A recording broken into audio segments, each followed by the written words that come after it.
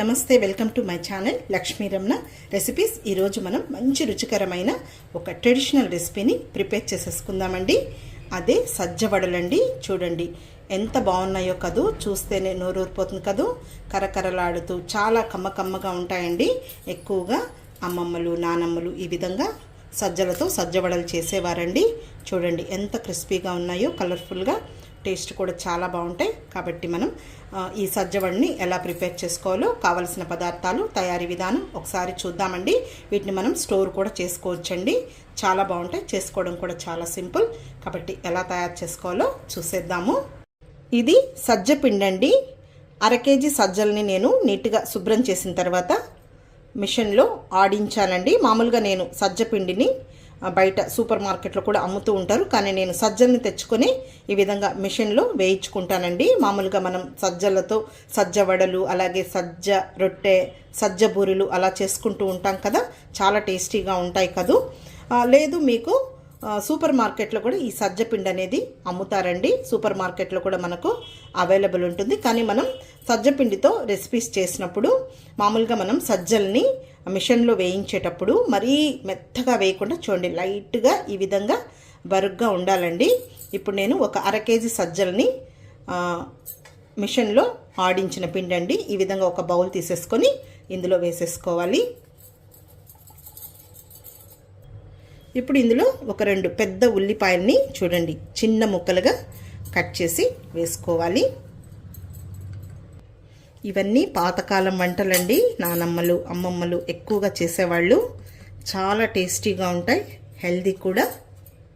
ఈ సజ్జ వడలు కొద్దిగా కారంగా ఉంటే బాగుంటుందండి. మామూలుగా కావాలంటే ఈ పచ్చిమిరపకాయని కొంచెం మనం మిక్సీలో కచ్చా పచ్చగా వేసుకోవచ్చు. కానీ ఈ విధంగా మనం ముక్కలుగా కట్ చేసి వేసుకున్నామంటే తినేటప్పుడు ఈ పచ్చిమిర్చి ముక్కలు పంటికి తగులుతూ బాగుంటాయండి. ఒక 4 పచ్చిమిరపకాయని ఇలా చిన్న ముక్కలుగా కట్ చేసి వేస్తున్నాను. తర్వాత ఒక గుప్పెడు పచ్చి కరివేపాకుని చూడండి ఈ విధంగా సన్నగా కట్ చేసి వేసుకోవాలి. తర్వాత గుప్పెడు కొత్తిమీరను కూడా సన్నగా చాప్ చేసి వేసుకోవాలి. తర్వాత మెయిన్ ఇందులో పచ్చి శనగపప్పు అండి. ఒక 10 నిమిషాల ముందు నానబెట్టుకోవాలి, శుభ్రంగా కడిగేసేసుకొని. ఇక్కడ నేను ఒక 3 టేబుల్ స్పూన్ల పచ్చి శనగపప్పుని 10 నిమిషాల ముందు నానబెట్టి వేస్తున్నాను. ఇది అల్లము వెల్లుల్లి పేస్ట్ అండి. చూడండి కొద్దిగా అల్లం, ఒక అంగుళం అల్లం ముక్క, అలాగే ఒక 6-7 వెల్లుల్లి రెబ్బల్ని పొట్టు తీసుకొని లైట్గా ఈ విధంగా అప్పటికప్పుడు కచ్చా పచ్చగా దంచి వేసుకోవాలి. 1 టేబుల్ స్పూన్ జీలకర్ర అండి. కొద్దిగా ఇలా చేతితో క్రష్ చేసి వేసుకోవాలి. జీలకర్ర ఫ్లేవర్తో చాలా బాగుంటుంది. ఒక 1/4 టీ స్పూన్ పసుపు పొడి వేసుకోవాలి. అలాగే రుచికి సరిపడా సాల్ట్ వేసుకోవాలి. ఇప్పుడు ఇదంతా కూడా ఒకసారి బాగా కలిపేసేసుకోవాలి.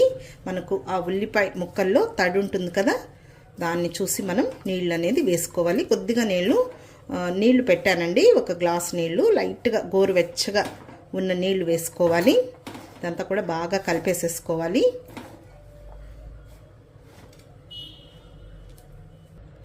ఓకే అండి, నీళ్లు లైట్గా వేడెక్కాయి. ఇప్పుడు కొద్దిగా వేసుకొని పిండిని కలుపుకోవాలి. ఎక్కువ నీళ్ళు ఒకేసారి పోయకూడదు, పిండి జారైపోతుంది. ఇప్పుడు కొద్దిగా గోరువెచ్చగా ఉంటుంది కాబట్టి జస్ట్ ఇదంతా ఒకసారి ఇలా కలిపేసేసుకోవాలి. ఇలా కలుపుకునేటప్పుడే మనం రబ్ చేస్తూ కలిపామంటే మనకు నీళ్ళు అనేది కరెక్ట్గా సరిపోతుంది. ఇవన్నీ పాతకాలం వంటలు కదా అండి. పాతకాలం వంటలే టేస్ట్ అయితే చాలా బాగుంటాయి, ఆరోగ్యానికి కూడా చాలా మంచిది. ఈ సజ్జలు ఇలాంటివి మనం అప్పుడప్పుడు ఇలాంటివి కూడా చేసి మనం పిల్లలకి పెట్టామంటే ఆరోగ్యానికి ఆరోగ్యం, టేస్ట్ కూడా చాలా బాగుంటాయండి. ఇప్పుడు కలిపేసేసుకోవాలి పిండిని. ఇక్కడ చూడండి పిండిని ఈ విధంగా కలుపుకోవాలి, మరీగా గట్టిగా కాకుండా అలాగని లూజ్గా లేకుండా. ఇప్పుడు మనం వీటిని వడలు తట్టేసుకొని ఫ్రై చేసేసుకోవడమే. చాలా రోజులు స్టోర్ కూడా ఉంటాయండి, చాలా కమ్మగా చాలా బాగుంటాయి. ఇప్పుడు ఇవి తట్టుకోవడానికి ప్లాస్టిక్ కవర్ పైన తట్టుకోవచ్చండి, లేదు ఈ విధంగా ఒక గిన్నె పెట్టేసుకొని ఈ విధంగా ఒక కాటన్ క్లాత్ని నీళ్ళల్లో తడిపి వేసుకోవాలి. ఇప్పుడు ఇంకా ఈ పిండిని మనం చేతిని ఒకసారి నీళ్లు తడుపుకొని మనకు ఏ సైజులో కావాలనో ఆ సైజులో ఈ విధంగా రౌండ్ బాల్స్ చేసుకొని తట్టి వేసేసుకోవడమే. చూడండి ఈ సైజు అయితే సరిపోతుంది. కొద్దిగా చెమ్మని చేసుకోవాలి.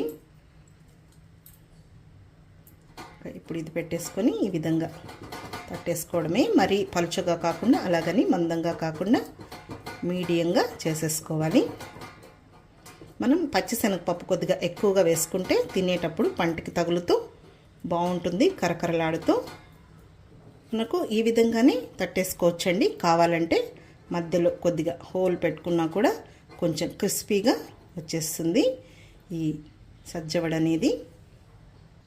ఓకే అండి, ఇప్పుడు మనం స్టవ్ వెలిగించుకొని పెనం పెట్టేసుకోవాలి. ఇప్పుడు ఆయిల్ వేసుకుందాము.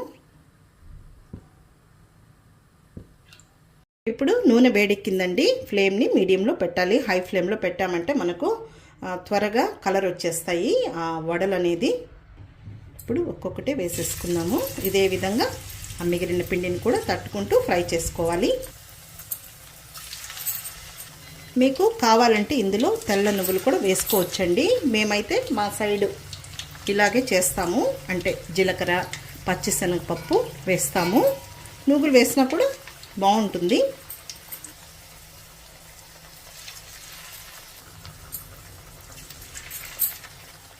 ఇప్పుడు మనం హై ఫ్లేమ్ పెట్టేసుకొని హై ఫ్లేమ్కి మీడియం ఫ్లేమ్కి అడ్జస్ట్ చేసుకుంటూ మంచి కలర్ వచ్చే వరకు ఫ్రై చేసేసుకోవడమే. ఒకేసారి మనం హై ఫ్లేమ్ పెట్టామంటే త్వరగా కలర్ వచ్చేస్తాయి అన్నమాట. చల్లారిన తర్వాత మెత్తగా అయిపోతాయి. కాబట్టి మనం కొంచెం హై ఫ్లేమ్ మీడియం ఫ్లేమ్కి అడ్జస్ట్ చేసుకుంటూ ఫ్రై చేసుకున్నామంటే చల్లారిన తర్వాత కూడా మనకు క్రిస్పీగా ఉంటాయి.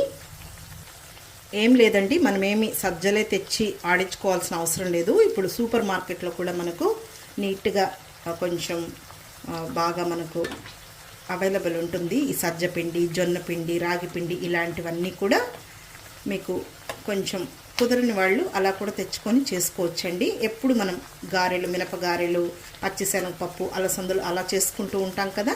ఈ విధంగా మనం సజ్జ పిండితో కూడా సజ్జ గారెలు చేసుకుంటే బాగుంటాయండి. ట్రెడిషనల్ రెసిపీ అన్నమాట.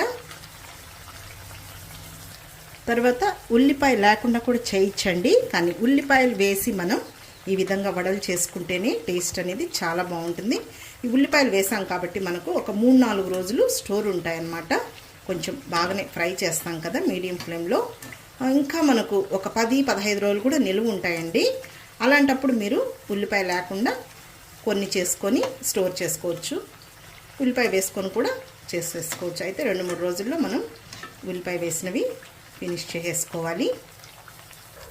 తర్వాత ఇవి ఎలా కాలాయని తెలుసుకోవాలంటే మనకి ఈ విధంగా కలిపేటప్పుడే మనకు క్రిస్పీగా ఉంటాయండి.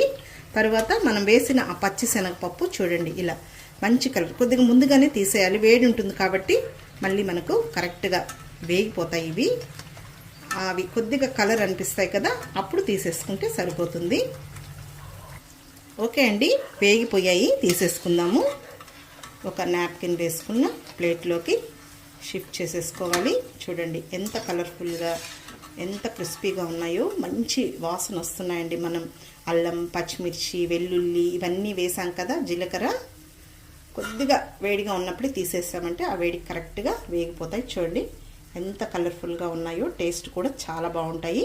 ఇంకా ఇదే విధంగా ఆ మిగిలిన పిండినంతా కూడా చేసేసుకోవాలి.